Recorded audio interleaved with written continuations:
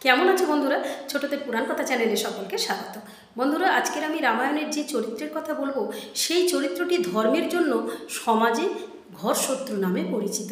সেই চরিত্রটি হলেন রাবণের ছোট ভাই বিভীষণ। পিতা বিশ্বশ্রবা মুনির আশীর্বাদে রাক্ষসী নিকষার গর্ভে জন্মগ্রহণ করেও বিভীষণ জ্ঞানে গুণে ধর্মে শিক্ষায় ছিলেন শ্রেষ্ঠ। তিনি ধর্মের জন্য নিজের পরিবারের বিরুদ্ধেও গিয়েছিলেন। লঙ্কেশ্বর রাবণ যখন সীতাকে হরণ করে নিয়ে আসে, তখন নারী হরণের পাপে যাতে লঙ্কা নিমজ্জিত না হয়, সেজন্য তিনি বারবার রাবণকে বুঝিয়েছিলেন সীতাকে যেন রামের কাছে ফিরিয়ে দেওয়া হয়। কিন্তু দুর্বৃত্ত রাবণ ধর্মশীল বিভীষণের কথা কান দেননি।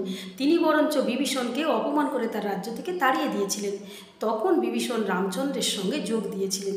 রামচন্দ্র যখন তাকে জিজ্ঞাসা করেছিলেন যে তুমি নিজের পরিবার ছেড়ে, নিজের দাদাকে ছেড়ে আমার কাছে এলে কেন, তখন বিভীষণ বলেছিলেন যে ধর্মের জন্য আমি সব কিছু করতে পারি। তারপর তো রামচন্দ্রের সঙ্গে বিভীষণের বন্ধুত্ব হয়।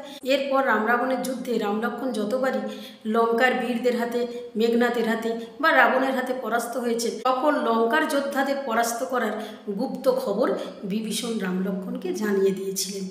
লঙ্কার বড় বড় যোদ্ধাদের মৃত্যু হয়েছে, কেবল মেঘনাদ এবং তরণী সেন রয়েছেন।